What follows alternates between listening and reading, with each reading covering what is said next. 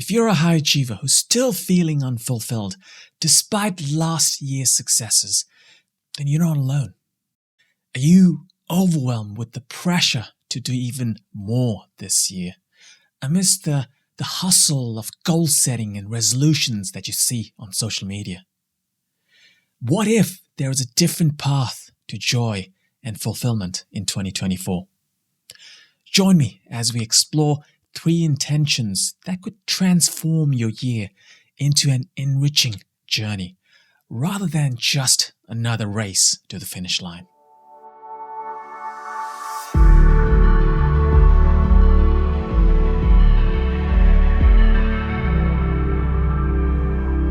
Hello and welcome to Season 5 of the Design Feeling Podcast. I'm your host, Nirish Shakya. As we start a brand new year, it's a time when many of us set resolutions and goals for the year. I had set many goals for myself last year, and in my recent yearly reflection, I noticed that I had ticked off quite a number of those goals. And in fact, I had achieved so many goals for myself that I actually feeling so exhausted by the end of it. But I also noticed that my mind latched on more strongly to the goals that I had not achieved. And that made me feel like shit. That made me feel like how I wasn't good enough and I needed to work even harder this year.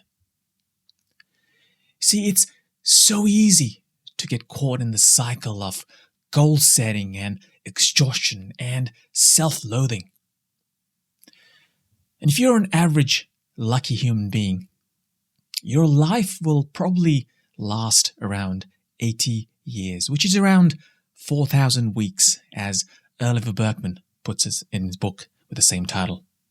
Now, how many of these weeks have you spent working hard and feeling exhausted and hating yourself for not working harder? Last year, I had a really profound realization, actually. It was in a workshop that I attended. It was an intense week-long artist workshop called The Creative Body Process. I'll actually put a link to the workshop in the show notes if you're interested. The realization that I had in this workshop was how I'd been treating my life as a mountain to climb. My career was a mountain. Even my hobby like photography was a mountain. Even my mindfulness practice was a mountain to me. And it was all about this continuous climbing higher and higher and higher. And mountains can be a very useful metaphor for life. It represents a challenge, a journey, and growth. But it can also represent comparison. When you compare yourself against other people who might be higher than you. And it can also make you treat life as this perpetual challenge to overcome. And that led me to ask myself, what if the mountain metaphor is an incomplete metaphor? I mean, if we look around you, like on planet Earth, planet Earth is not just made up of mountains.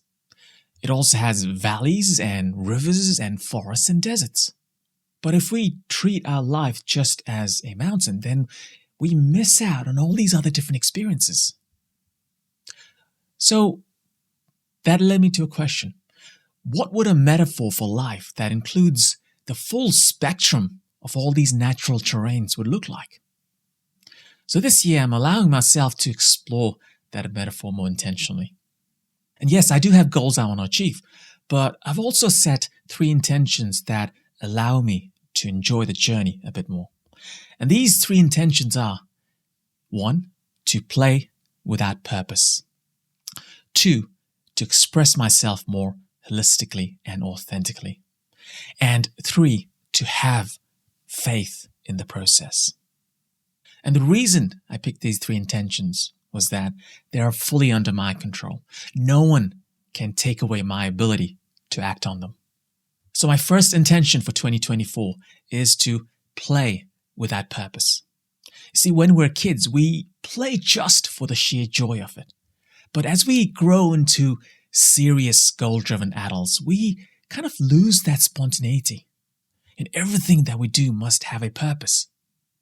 And this constant need for purpose can really weigh you down and stop you from being here and now. And yes, some games we play to win, but others we can't play to just play. And play can be anything that you enjoy. Your hobbies, games, art. Something that my wife and I have been doing recently is to just sing songs after dinner. Again, no purpose, no goals, just play, just sing songs. I also recently dusted off my old PlayStation and started playing some of my old games on it. And what I noticed from these little sessions of play is that they actually got me into a state of flow.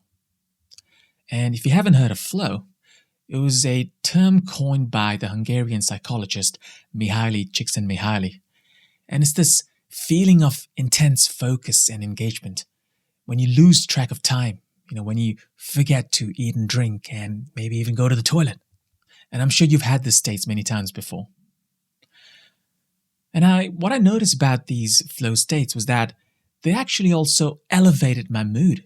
They made me feel better, which made it easier for me to focus on my actual work.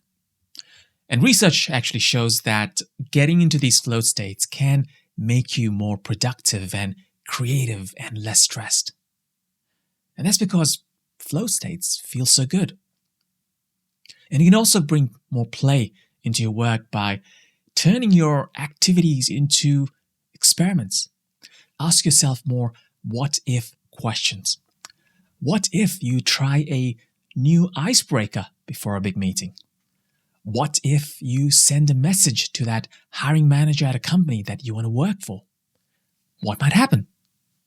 And, this sort of play mindset is a crucial part of the divergent phase of the Double Diamond Design Framework.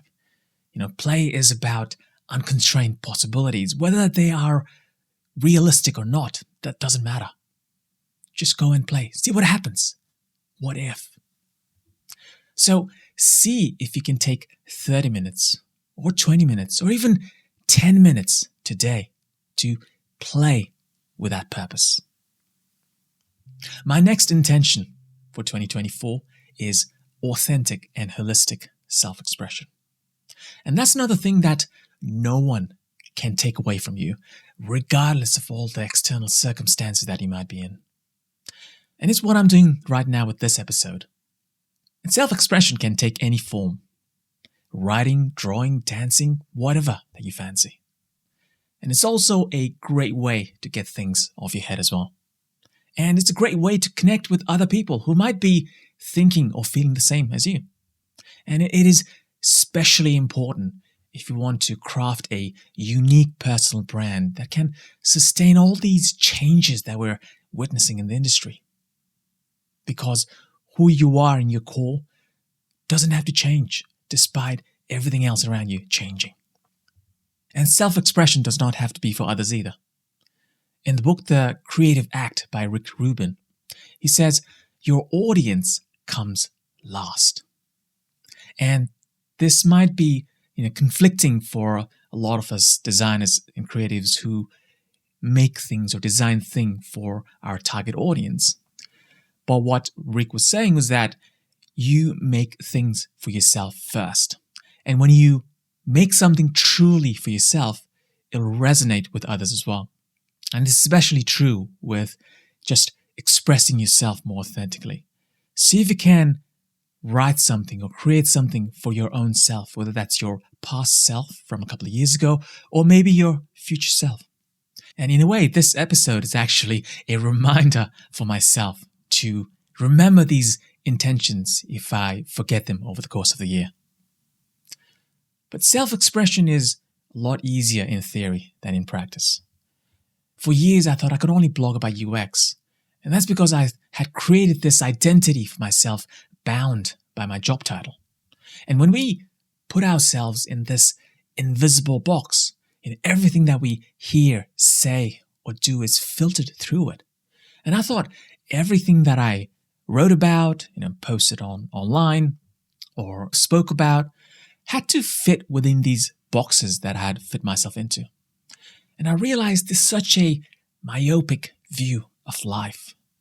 And it severely restricted my creativity and self-expression. And like Bruce Lee famously put it, you're like water that takes the shape of the container that you're in. And without that container, you're shapeless. And spilling out of that safe container, it can feel really scary. But that's where the possibilities of new and different shapes actually lie. So my friend, you are more than just a designer or an engineer or a manager. You're more than just a father or a mother or a daughter or a son or a friend. You're more than just your own belief of who you are or who you think you should be. You're a unique blend of your skills, all your past roles, all your past lived experiences, and your future imaginations. But expressing yourself can be scary. I'm feeling shit scared right now, speaking to the microphone and to my camera. All these questions like, what if I mess up? What if I say the wrong thing? But what if I don't? What if it resonates with you? See, you don't need the perfect level of courage to express yourself. You just need minimum viable courage, or MVC, as I like to call it. Think of it like investing money. You just start with whatever savings you got. And slowly but surely, you will earn interest or dividends on that, which you can reinvest back. And your savings or your investment will start to grow. So that's exactly how it works with courage as well. You just use whatever courage you have and just add to it as you practice more and more courage. And think of this like the convergent phase of the double diamond design framework, where you're converging your values, your strengths, your interests, and your aspirations into this funnel of self-expression, and share your uniqueness with the world, because the world needs it. And lastly, have faith. And by faith, I'm not referring to faith in a religious context here. Having faith is about trusting the process. Trust that things are unfolding as they need to. You know what? And when you first start playing with that purpose or expressing yourself more authentically and holistically, your mind will start to give you signals of apparent danger. You can't be wasting your time playing. You shouldn't take off your armor in that big meeting. You should always be professional and in control. And you'll crave the certainty and the safety of the familiar. Acknowledge that fear and see if you can turn it into another play or experiment. See if you can express your fear more authentically. And most importantly, have faith in the universe. What if you let the universe take care of the outcome so that you could focus more on the here and the now, on being and feeling more than thinking and ruminating and catastrophizing? A mindset that's been super helpful to me is something I learned from the book, The Courage to be Disliked. Recognize the boundaries between your tasks and those of others. When you overstep that boundary and try to take over the tasks and responsibilities that belong to others, it causes suffering for both you and them. So for example, I might post something on social media that is my task, but it's not my task to like or comment on that post. That is someone else's task. But if I worry over how many likes and comments I get, that is me trying to take over someone else's task, and that causes me suffering. Planting seeds and watering them is your task. Making the seeds grow is nature's task. So don't try to step on nature or the universe's toes. Trust that it's doing its job in response to yours. So this year, what if you try to let go a little? And this is not going to be easy though, because we're so conditioned to crave control and certainty. So you'll need something like a reminder to yourself to let go every time you catch yourself stepping on the universe's toes. And this could be a word or a phrase that you say to yourself, or maybe a deep breath to bring your attention to the present moment. Or maybe you could write your worries in like a little worry journal. And I use any one of these different techniques depending on what's the most accessible to me in any given moment. For instance, when I catch myself, wanting to take control, I might ask myself, what would Pooh do? And this question was actually inspired by the book, The Tao of Pooh, that talks about how Winnie the Pooh embodies the Taoist philosophy of effortless living. And this probably deserves a whole new episode, but for now, I'd highly recommend checking out this book, The Tao of Pooh, which has been one of the most profound and impactful book that I read last year. So, as you navigate through 2024, remember, life is more than just climbing mountains. It's about playing in the valleys, it's about expressing yourself in the forest, and it's about having faith in the current of the river to take you wherever you need to be. And if any of this resonated with you, I'd love to hear from you. So please reach out to me at nirish@designforfeeling.co or any of the social media channels that I'm on. Let's make this year a year of play, self-expression, and faith. See you in the next episode.